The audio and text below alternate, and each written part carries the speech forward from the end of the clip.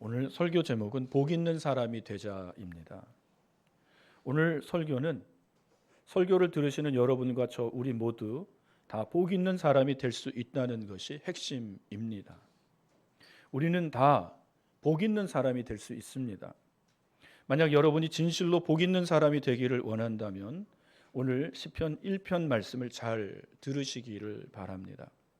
그리고 여러분의 핸드폰 기록장에 이 말씀을 기록해서 늘 읽고 묵상하십시오. 시편 1편을 쓴 시인은 복 있는 사람들에 대해 말합니다. 우리는 먼저 시인이 말하는 복에 대해 생각해야 합니다. 구약 성경에서 복을 나타내는 단어는 두 가지입니다. 하나는 바라크입니다. 바라크는 하나님이 위에서 아래로 내려주시는 무조건적인 은총이나 축복을 말합니다. 구약 성경에 나오는 많은 복은 대부분 이 바라크라는 단어를 쓰고 있습니다. 그러나 오늘 본문에서 시인이 쓰는 복의 단어는 아시레이입니다. 아시레이는 하나님과의 올바른 영적인 관계 속에서 오는 복을 말합니다. 아시레이는 행복을 뜻하는 남성 명사 에쉐르의 복수 연계형입니다. 직역하면 오 복들이여입니다. 혹은 못못의 복들이여라는 뜻입니다. 이 단어 뒤에 이씨라는 단어가 쓰였습니다. 이씨는 사람이라는 뜻입니다. 아실의 이씨를 풀었으면 오 그 사람들의 복들이여입니다. 오 그 사람들의 복들이여. 이때 복을 해피니스, 복수 형태로 썼습니다. 복 있는 사람이 받은 복은 복이 하나가 아니라 복이 겹겹이 쌓여 있는 상태를 말합니다. 이 사람은 하나님이 그의 삶에 주시는 여러 가지 복들이 겹겹이 쌓여 있습니다. 하나님은 그에게 물질적, 영적, 내면적 평안 등 삶의 모든 영역에 주어지는 완전한 복을 주셨습니다. 여러분 이 복을 오늘 사모하시기를 바랍니다. 여러분도 이 복을 받으실 수 있습니다. 시편 1편 1절이 말하는 복은 단편적인 즐거움이 아니라 하나님과의 바른 관계 안에서 누리는 풍성하고도 끊임없는 행복의 종합 선물 세트와 같은 것입니다. 시편 1편을 쓴 시인은 이러저러한 사람에게 하나님의 복들이 쌓여 있다고 말합니다. 그 사람은 어떤 사람입니까? 이 사람이 어떤 사람인지 알기 전에 먼저 가장 중요한 것을 말씀드립니다. 최고의 행복은 지금 복 있는 사람이 되는 것입니다. 과거에 복 있는 사람이었다. 왕년에 내가 이런 말 필요 없습니다. 앞으로 복 있는 사람이 될 것이다. 이 말도 아닙니다. 지금 현재 복이 겹겹이 쌓여 있는 사람, 복덩어리가 되는 것이 중요합니다. 오늘 여러분과 저 우리 모두 현재와 그리고 우리 남은 일생 동안 복이 겹겹이 쌓여 있는 사람, 복덩어리로 살 수 있습니다. 어떻게 내가 그런 사람으로 살아갈 수 있어요? 라고 반문할 수 있습니다. 시인은 복 있는 천사, 복 있는 완벽한 사람, 복 있는 왕과 복 있는 귀족을 말하지 않았습니다. 시인은 복 있는 사람이라고 말했습니다. 이 사람은 우리와 똑같은 사람입니다. 그는 너무 특별해서 슬픔과 고통에서 죄된 어떤 사람이 아닙니다. 그도 우리와 똑같이 실패와 좌절과 이별과 사별 그리고 병들고 소외의 아픔이 있는 사람입니다. 또한 그도 역시 우리와 똑같은 약점을 가진 존재입니다. 그는 성격이 급할 수도 있습니다. 때론 교만할 수도 있습니다. 때론 하나님을 의심할 수도 있습니다. 또한 시험을 받고 유혹받을 수 있고 때론 넘어질 수도 있습니다.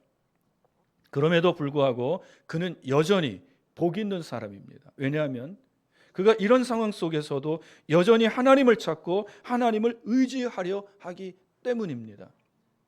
이 사실이 저와 여러분에게 복 있는 사람이 될 수 있다는 희망을 갖게 합니다. 아브라함은 복 있는 사람입니다. 그러나 그가 처음부터 복 있는 사람은 아닙니다. 그는 앞에서 말한 평범한 사람이 가질 수 있는 특징들을 다 가지고 있습니다. 그 안에는 두려움, 하나님에 대한 의심, 불신앙, 걱정, 고민이 있었고 그의 조급한 성격 때문에 하나님께 실수를 저지르기도 했습니다. 그럼에도 불구하고 하나님의 복이 아브라함에게 겹겹이 쌓여 있었습니다. 어떻게 이런 사람이 될 수 있었을까요? 그것은 그가 그런 실수 속에서도 하나님과 깊은 영적인 관계에서 만들어지고 빚어진 사람이었기 때문입니다. 하나님과의 관계의 끈을 놓지 않았어요. 실수하고 의심하고 넘어져도, 시험 들어 넘어져도 그 관계를 끝까지 붙잡았습니다. 그래서 그는 복덩어리가 되었습니다. 복이 겹겹이 쌓인 복덩어리가 되는 조건은 그냥 사람이면 됩니다. 잘나고 똑똑해서 완벽한 사람이 아닙니다.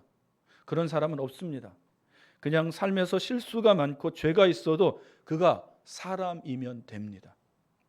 여러분과 저는 다 사람이잖아요. 복이 있는 사람이 될 수 있습니다. 그러나 한 가지 조건이 있다면 내가 하나님의 복이 겹겹이 쌓인 복덩어리가 되고 싶다는 마음이 있어야 합니다. 여러분 안에 이 마음이 있기를 바랍니다. 그렇다면 복 있는 사람은 어떤 사람입니까? 시편 1편을 쓴 시인은 복 있는 사람을 나무에 비유했습니다. 나무는 시냇물을 마셔야 푸르게 살 수 있고 열매를 많이 맺을 수 있습니다. 마찬가지로 복 있는 사람은 하나님의 은혜가 있어야 하는 사람입니다. 복 있는 사람에게는 하나님의 은혜가 늘 있습니다. 그가 어떻게 하나님의 은혜가 있는 사람이 될 수 있었을까요? 예레미야 17장 7절 8절입니다. 그러나 무릇 여호와를 의지하며 여호와를 의뢰하는 그 사람은 복을 받을 것이라. 그는 물가에 심어진 나무가 그 뿌리를 강변에 뻗치고 더위가 올지라도 두려워하지 아니하며 그 잎이 청청하며 가무는 해에도 걱정이 없고 결실이 그치지 아니함 같으리라. 예레미야 17장 8절에서 물가에 심어진 나무가 그 뿌리를 강변에 뻗치고라고 합니다. 이는 시편 1편 3절에 그는 시냇가에 심은 나무가 철을 따라 열매를 맺으며 그 잎사귀가 마르지 아니함 같으니와 같은 내용입니다. 두 구절에서 나오는 나무의 공통점은 물 근원인 시냇물에 뿌리를 내린 나무라는 것입니다. 복 있는 사람은 하나님 곁에 심긴 나무처럼 늘 하나님을 의지하고 의뢰합니다. 의지하며 히브리어는 미브타우입니다. 이 말의 뜻은 신뢰, 확신, 안전한 장소, 피난처를 뜻합니다. 이 사람은 하나님을 자신의 궁극적인 의지의 대상이시며 하나님이 자기의 안전한 성임을 고백합니다. 의뢰하는 것도 똑같은 뜻입니다. 이 사람은 자기가 가진 인맥, 소유, 재산을 의지하는 것이 아니라 오직 하나님만을 의지합니다. 자기가 가진 권세, 명성 이런 거 의지하지 않아요. 오직 하나님만 의지합니다. 그는 물의 근원지인 하나님께 심겨져 하나님의 복을 받으며 살아가는 사람입니다. 그러나 시인이 이 사람에 대해 밝히는 것이 하나 더 있습니다. 6절에 보시면 그가 의인이라는 것입니다. 하나님은 무릇 의인들의 길을 인정하신다고 6절은 말을 합니다. 하나님께서 그가 가는 모든 길을 인도하시고 보호하십니다. 그가 어떻게 의인이 될 수 있었을까요? 그는 원래 죄인이었어요. 그런데 그가 의인으로 바뀌었습니다. 어떻게 의인이 될 수 있었을까요? 그는 먼저 자신이 죄인임을 깨달았습니다. 뼛속까지 죄인인 것을 깨달았어요. 그는 찬송가 258장처럼 샘물과 같은 보혈에 자신의 죄를 회개함으로 씻은 사람입니다. 그리고 더러운 죄의 옷을 벗고 의의 옷인 그리스도로 옷 입은 자입니다. 여러분, 의인이 되십시오. 여러분의 죄를 인정하시고 하나님께 여러분의 죄를 회개하시며 샘솟듯 하는 그리스도의 피로 여러분의 그 더러운 죄를 씻음 받으십시오. 그제서야 복 있는 사람의 반열에 들어서는 것입니다. 그렇다면 복 있는 사람은 어떤 삶을 살아갈까요? 그는 악인들의 꾀를 따르지 아니한다고 합니다. 악인들의 히브리어 원어는 라시아인데 이 말 속에는 불경건한이라는 뜻이 있습니다. 악인들은 불경건한 사람을 말합니다. 우리는 불경건한 사람은 술에 취해 욕을 입에 달고 사는 사람으로 생각합니다. 물론 이것은 불경건한 것입니다. 그러나 불경건한 사람들은 우리 주변에서 많이 볼 수 있습니다. 그는 교회 다닐 수 있고 안 다닐 수 있습니다. 여러분, 교회 다니는데도 불경건한 사람이 있을 수 있다는 거예요. 그들은 공무원일 수 있고 의사일 수 있고 변호사일 수 있습니다. 그들은 공장 노동자일 수 있고 건축 현장에서 일하는 사람일 수 있습니다. 그는 마트 직원일 수 있고 버스 기사일 수 있습니다. 이들은 평범한 직장인으로 모두 다 선량한 사람들입니다. 우리들이 밖에 나가면 다 보는 사람들입니다. 그런데 왜 이들이 불경건한 사람입니까? 그 불경건함은 그 마음에 하나님을 모시기 싫어하는 마음입니다. 이것이 죄 짓는 원인이에요. 그들은 이웃에게 잘할 수 있습니다. 그들에게 칭찬받을 수 있어요. 그러나 그들은 하나님을 그 마음에 조금도 염두에 두지 않습니다. 삶의 어떤 부분도 하나님께 내어드리지 않습니다. 이 사회는 하나님께 불경건한 것을 죄로 여기지 않습니다. 그러나 복 있는 사람은 생활 속에서 늘 하나님을 의식합니다. 코람데오, 하나님 앞에서 살아가는 거예요. 하나님이 자기 눈앞에 있는 것처럼 자기 삶을 거룩하고 단정하고 성결하게 살아갑니다. 그는 늘 하나님을 자기 마음에 모시기를 기뻐하며 하나님을 기뻐합니다. 불경건한 사람들은 불법을 저지르면서까지도 이익을 보려 합니다. 그러나 복 있는 사람은 손해를 보더라도 하나님의 영광을 위한 것이라면 그것을 기꺼이 감수합니다. 그는 하나님께 영광이라는 신앙의 슬로건을 걸고 이것이 하나님께 영광인지 아닌지 먼저 생각합니다. 바울이 고백하는 것처럼 먹든지 마시든지 무엇을 하든지 다 하나님의 영광을 위해 하는 것입니다. 그는 이 세상 풍조를 곧 지나가는 것으로 보고 따르지 않습니다. 이 세상 풍조가 하나님을 경외하지 않고 하나님을 없다 하고 악하고 음란한 세대이기 때문입니다. 복 있는 사람은 로마서 12장 2절 말씀을 따라 이 세대를 본받지 않고 오직 마음을 새롭게 함으로 변화를 받아 하나님의 선하시고 기뻐하시고 온전하신 뜻이 무엇인지 분별하며 살아갑니다. 여러분, 복 있는 사람이 되십시오. 불경건한 자들을 멀리 하십시오. 복 있는 사람은 죄인들의 길을 피합니다.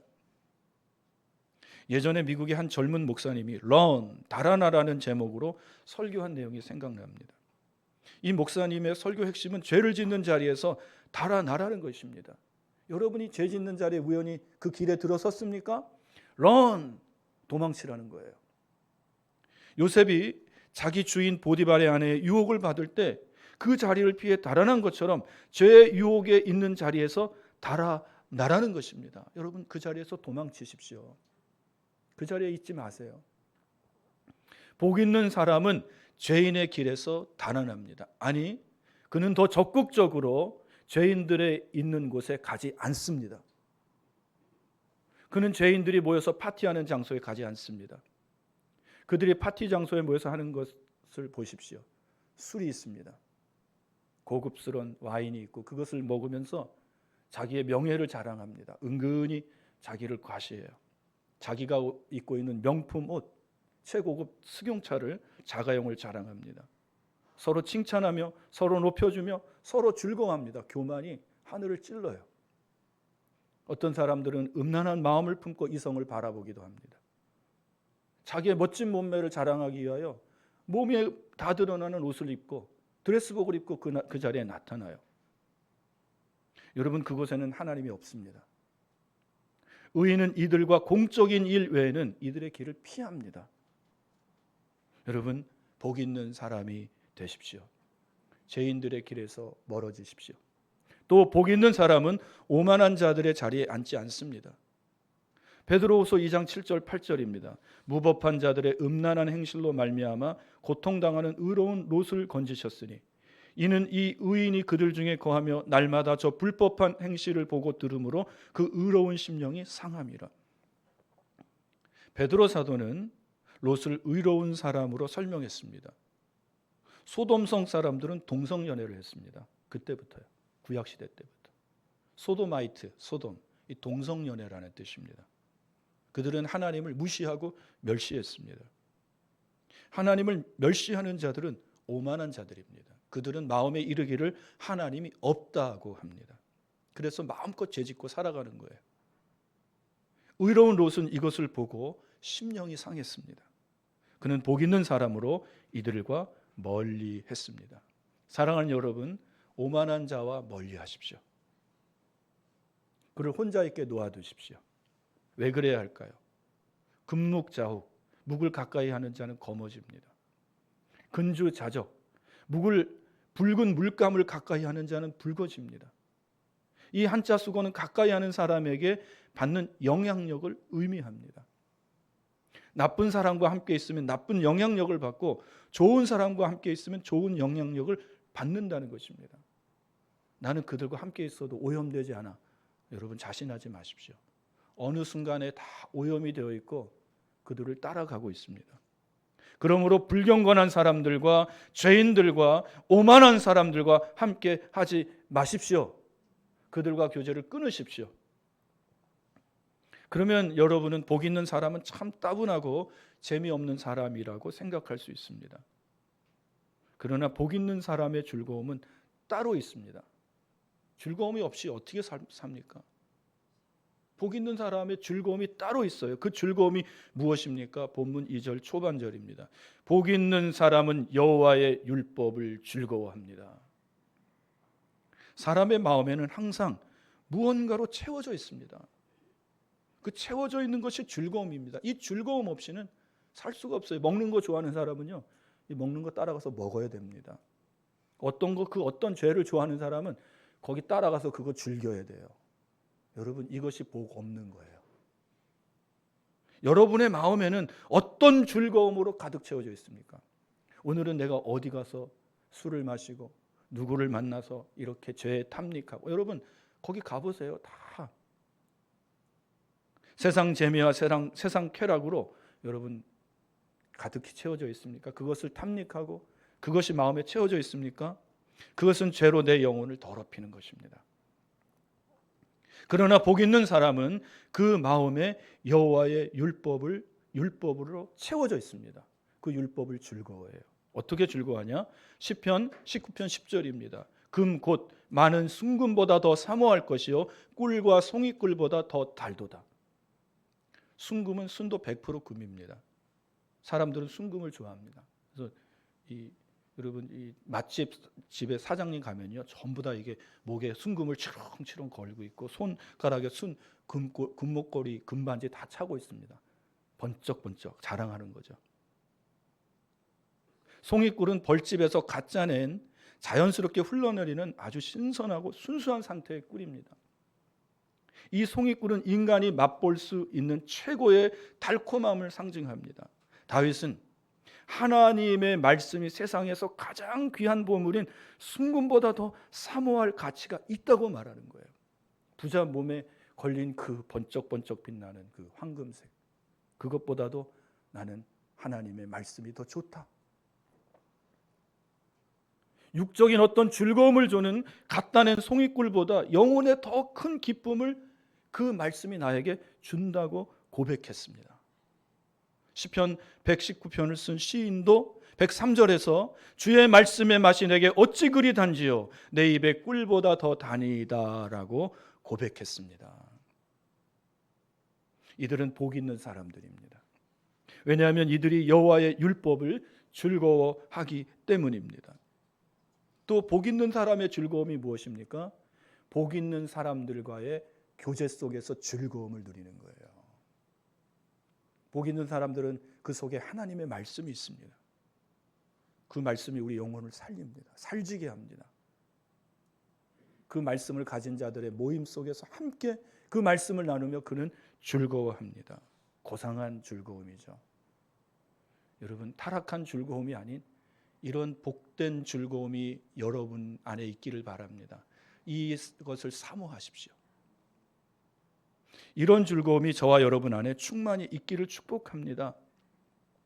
우리나라에 많은 외국인 노동자들이 들어와 있습니다. 예전에 한 그 TV 프로그램에서 본 기억이 있습니다. 네팔에서 온 아버지가 아들에게 한국에서 사경품을 사서 보내주었습니다. 우리가 흔히 볼 수 있는 그런 학용품이에요. 형광펜, 연습장, 노트, 책가방, 샤프, 지우개. 다이소에 가면 1,000원, 2,000원 하는 거. 그런데 이 아이가 학교에 가서 얼마나 그것들을 자랑하고 소중히 여기는지 몰라요. 우리가 보면 귀여워요. 복 있는 사람은 이 아이처럼 아버지 하나님께서 주신 율법을 즐거워합니다. 이것은 나의 자유를 막는 거니까 안 좋아. 이건 내게 좋은 거야. 가리지 않아요. 다 즐거워합니다. 그 어린아이가 아버지가 보내준 건요, 다 신기한 거예요. 다 즐거워해요. 그런 것처럼 복 있는 사람은 하나님 아버지가 주시는 율법을 다 즐거워합니다. 그 율법이 자기의 육체의 욕심, 안목의 정욕, 이생의 자랑을 거슬러도 그 율법을 즐거워합니다. 그것을 금지시켜도 그 율법을 즐거워해요. 유다가 멸망한 원인이 있습니다. 그것은 하나님이 주신 젖과 꿀이 흐르는 가나안 땅 축복은 좋지만 하나님이 주신 율법은 싫다는 거예요. 우리가 다 이거 아니에요? 하나님이 주신 율법은 오케이, 땡큐. 그런데 하나님이 주신 율법은 노, 싫어. 내 자유를 억제하고 제한하고 내가 하고 싶은 거 못하게 하고. 보세요. 하지 말라. 십계명 보세요. 우리 다 육체의 정욕과 안목의 정욕과 이생의 자랑을 거스르는 다 계명들만 있습니다. 오히려 이방인들이 섬기는 우상이 주는 즐거움인 육신의 욕심과 안목의 정욕과 이생의 자랑을 만족시켜주는 그것이 더 즐겁다는 것입니다. 가나안에 들어가니 그 가나안 족속들이 섬기는 그 바알 아세라 신을 보십시오. 여러분 거기에 무엇이 있는지 아십니까? 젊은 남녀가 성행위를 하는 거예요. 바알 신 앞에서. 그러니 이 사람들이 가서 그 광야에서 양 잡고 소 잡고 하나님 앞에 거룩한 예배 드리던 사람이 그곳에 가서 그 우상의 문화를 보니까 눈이 획 돌아간 겁니다. 이렇게 재밌는 것이 있나? 양 잡고 소 잡고 이거 너무 따분해. 나는 더 이상 이거 안 해. 저 우상 앞에 갈 거야. 우상 앞에 가서 여러분 그거 하는 거예요. 그래서 하나님을 싫어서 떠나는 것입니다. 그들은 하나님의 율법은 자기들의 육신의 즐거움을 제한하고 박탈하지만 우상은 자기들의 육신의 욕심과 안목의 정욕과 이생의 자랑을 만족시켜준다고 하며 가서 우상을 숭배했습니다. 하나님이 주신 축복은 원하고 좋아했지만 율법은 싫어했습니다. 그래서 유다는 망한 거예요. 사랑하는 여러분, 복 있는 사람이 되십시오. 하나님이 우리에게 주시는 물질의 복이 있습니다. 현세적인 복이 있어요. 그거 즐거워하십시오. 그러나 하나님의 율법도 즐거워하십시오. 그 율법이 비록 우리의 본성인 육체의 쾌락과 세상적인 재미를 거스르는 율법일지라도 그 율법을 즐거워하셔야 됩니다. 하나님 싫지만 내가 정말 이 율법을 즐거워하기를 원합니다. 기도하세요. 여러분이 거룩해집니다. 성결해집니다. 여러분의 이 세상 사는 목적이 뭐예요? 거룩해지고 성결해지기를 원합니다. 하나님의 율법을 즐거워하십시오. 그 율법이 우리를 모든 죄에서 달아나게 하고 피하게 합니다. 복 있는 사람은 진정으로 여호와의 율법을 즐거워합니다. 복 있는 사람이 되십시오. 여러분은 복 있는 사람이 되실 수 있습니다. 복 있는 사람은 여호와의 율법을 주야로 묵상합니다. 묵상을 다른 말로 하면 반추하다입니다. 반추는 소가 먹은 것을 되새김질하여 잘 갈아서 목구멍으로 넘겨 소화시키는 것을 말합니다. 복 있는 사람은 시간을 내어 영혼의 양식인 하나님의 말씀을 읽습니다. 그 시간은 조용한 시간일 수 있습니다. 혹은 직장에서 잠시 짬을 내서 읽는 시간일 수 있습니다. 그리고 그는 저녁 시간 한가한 시간에 그 읽은 말씀을 다시 꺼냅니다. 그리고 그 말씀을 묵상해요. 소가 한가할 때 뜯어먹었던 풀을 다시 웩 개어서 올려서 다시 곱게 갈아서 씹어서 다시 삼켜서 여러분 다시 넘겨서 그의 피가 되고 살이 되게 하는 것처럼. 그래서 우리는 그것은 등심, 안심, 살치살, 소머리 국밥, 꼬리곰탕으로 맛있게 먹죠. 여러분, 소가 이렇게 하는 것처럼 여러분들도 하루의 삶 속에 조용한 시간에 여러분이 읽은 하나님의 말씀을 다시 꺼내들고 그 말씀을 다시 한번 읽어보십시오. 마치 공부 잘하는 학생들이 복습하는 것처럼 하나님의 말씀을 복습해 보십시오.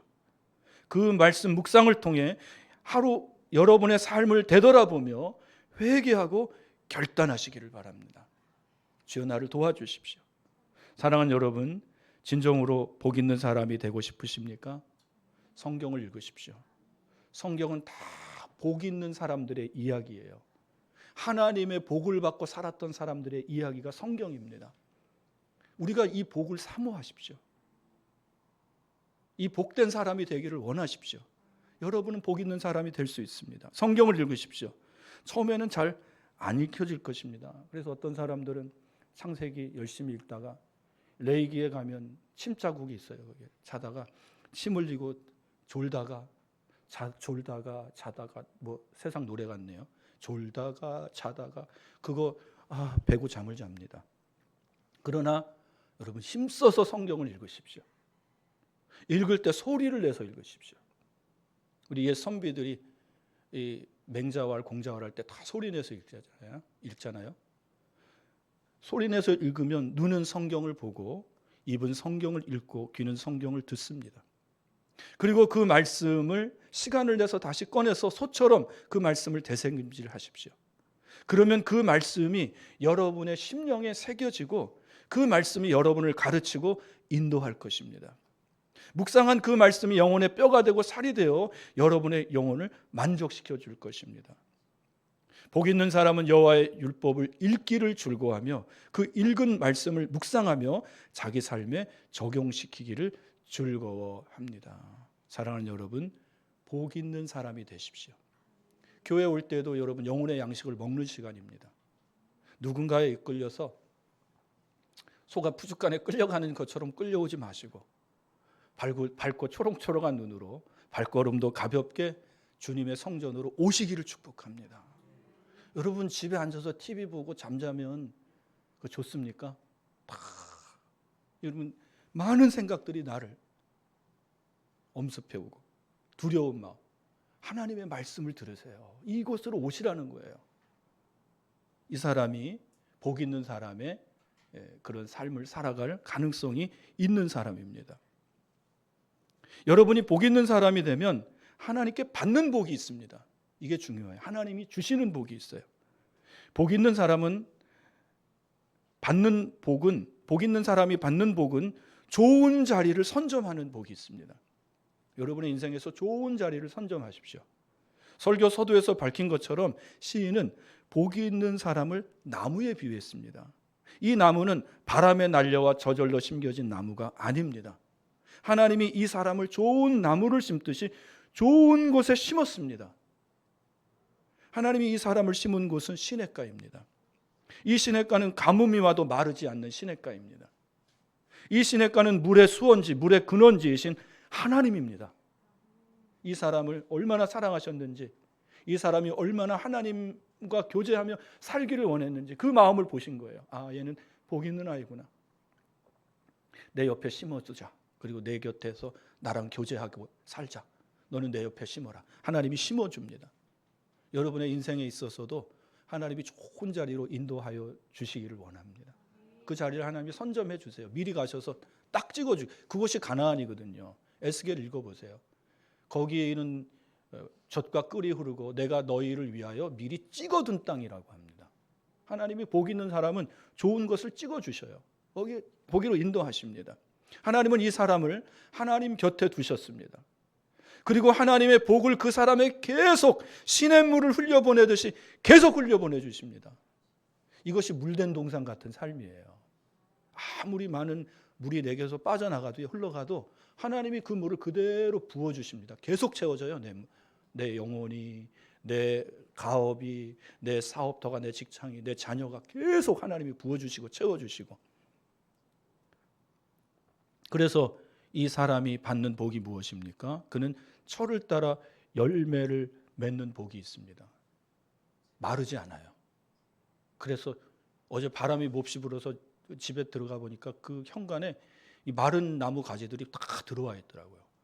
물기 없이, 수분이 없는 그 나무들. 여러분, 하나님 곁에 심긴 사람은요, 수분이 없는 나무가 아닙니다. 늘 물이 풍성해요. 그 뿌리가 아주 풍성하게 졌습니다. 그래서 그는 철을 따라 열매를 맺습니다. 사시사철 열매를 맺습니다. 그 열매는 성경의 9가지 열매로 사랑과 희락과 화평과 충성과 온유와 절제와 오래 참음과 자비와 양선입니다. 이 열매는 예수님의 성품입니다. 그가 하나님 곁에 심겨 늘 하나님과 교제하니 그의 성품이 하나님을 닮아가는 것입니다. 여러분, 곁에 있는 사람, 교제의 원리가 그거예요. 곁에 있는 사람 닮아가요.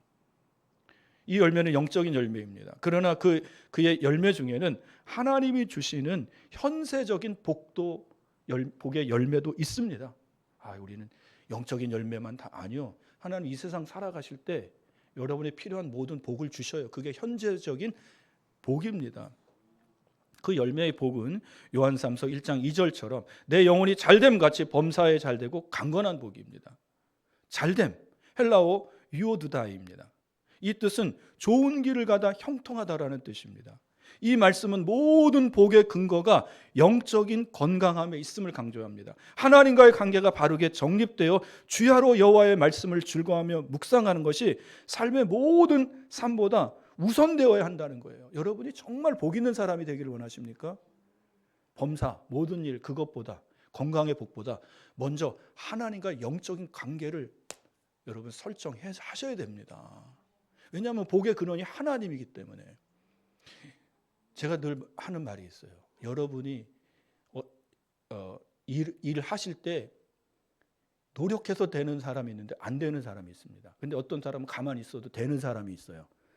되는 사람이 되시기를 축복합니다. 어떤 사람은 노력해도 안 돼요. 복이 없어요. 근데 복 있는 사람, 은혜 있는 사람은 가만히 있어도 됩니다. 하나님이 일을 진행시켜 나가줘요. 복 있는 사람은 바로 그가 일을 먼저 하는 것이 아니라 하나님과의 영적인 관계를 먼저 소중히 여기고 하나님 앞에 먼저 나갔기 때문입니다. 내 영혼이 잘됨 같이, 영혼이 잘 되는 것은 하나님과의 관계 속에서 잘 되는 거예요. 세상적인 관계, 인간관계 아닙니다. 그거 다 망쳐요, 나를. 하나님과의 관계 속에 들어가 보십시오. 하나님 우리를 거룩하고 성결하게 구별하시고 그 위에 복을 쏟아 부어주십니다. 그러면 하나님께서 그의 범사를 잘 되게 하십니다. 그의 범사는 우리의 인생의 모든 영역입니다. 가정, 여러분의 자녀, 여러분의 사업터, 일터, 여러분이 하는 모든 계획하는 것들, 그가 구하는 것을 하나님이 주십니다. 직장과 사업장에, 또 인간관계 속에서 좋은 만남의 복을 주십니다. 하나님은요, 우리의 만남의 복을 통해서 우리 축복을 풀어나가실 때가 많아요. 요셉이 보디발을 하나님이 예비하시고 만나서 그 사람을 통해서 풀어나가고, 감옥에서는 술 맡은 간원장 딱 만나게 하셔서 그 사람을 통해서 풀어나가잖아요. 여러분, 복 있는 사람, 하나님 곁에 심긴 사람은 하나님이 좋은 만남을 주십니다.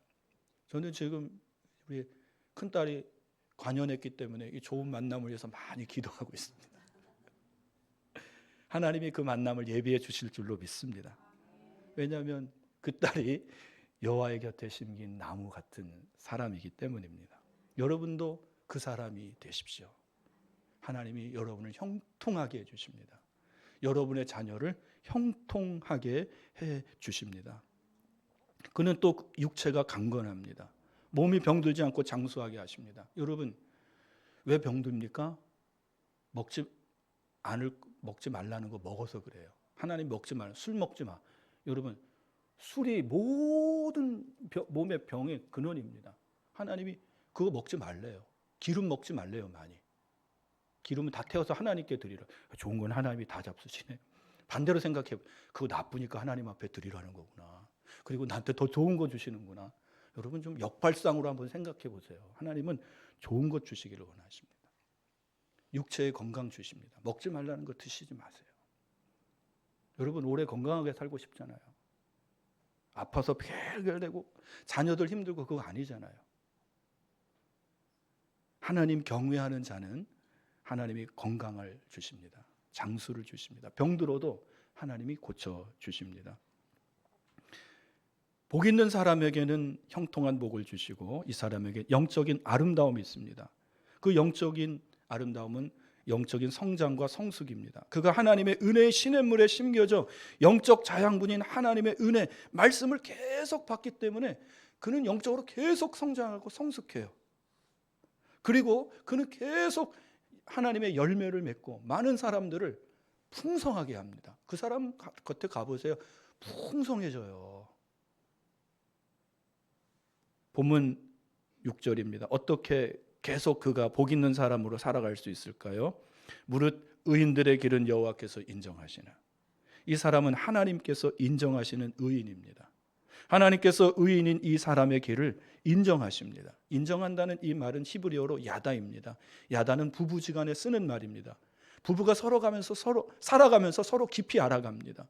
하나님은 이 사람을 부부처럼 늘 곁에 두시고 이 사람과 교제합니다. 그래서 주님은 신랑이고 우리는 신부예요.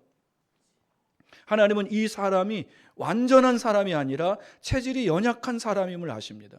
하나님이 도와주지 않으시면 넘어지는 사람임을 너무나 잘 아십니다. 그래서 그를 보호하시고 인도하시고 도와주시는 것입니다.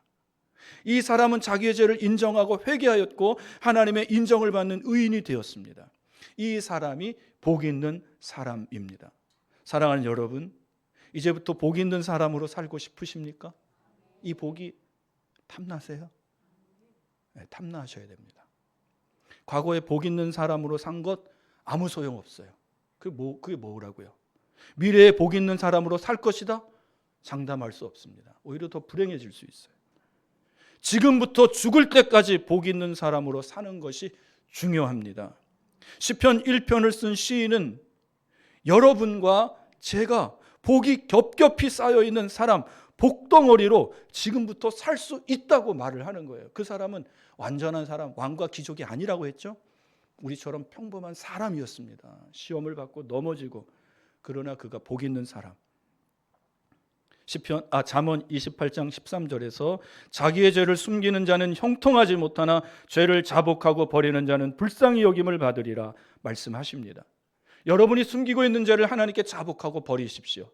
그리고 하나님께 이제부터 복 있는 사람으로 살고 싶다고 하나님께 기도드리십시오. 마르지 않는 시냇물이신 하나님 곁에 나를 심어달라고 간구하십시오. 하나님을 멸시하는 불경건한 악인들과 멀리하십시오. 죄인들의 길을 버리고 오만한 자와 멀리 떨어지십시오. 그리고 여호와의 율법을 즐거워하여 그 율법을 주야로 묵상하는 자로 살아가십시오. 이제부터 나도 복 있는 자로 살겠다는 간절한 마음을 가지십시오. 그리고 이제 복 있는 자가 살아가는 방법대로 나도 살아가겠다고 결단하십시오. 본문 1절부터 3절입니다. 복 있는 사람은 악인들의 꾀를 따르지 아니하며 죄인들의 길에 서지 아니하며 오만한 자들의 자리에 앉지 아니하고 오직 여호와의 율법을 즐거워하여 그의 율법을 주야로 묵상하는도다. 그는 시냇가에 심은 나무가 철을 따라 열매를 맺으며 그 잎사귀가 마르지 아니함 같으니 그가 하는 모든 일이 다 형통하리로다.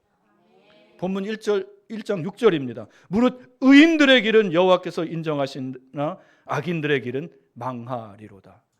기도하겠습니다. 하나님 아버지, 오늘 하나님께서 우리 모두에게 소망의 말씀을 주셨습니다. 우리가 다 하나님이 기뻐하시는 복의 사람이 될 수 있다고 우리에게 하나님 격려해 주셨습니다. 하나님, 우리가 진정 이러한 사람이 되기를 소망합니다. 하나님, 우리를 하나님 곁에 심어 주십시오. 하나님의 말씀의 은혜를 우리 가운데 늘 주시고 우리의 영혼이 기쁘고 즐거워하게 하여 주시며 또한 우리의 모든 현세적인 삶 속에서 하나님이 주시는 복이 넘치게 하여 주옵소서. 그 옛날 하나님 아브라함과 요백에 주셨던 그 엄청난 물질의 복도 우리와 우리 성도들, 우리 자녀들에게 쏟아부어 주시옵소서.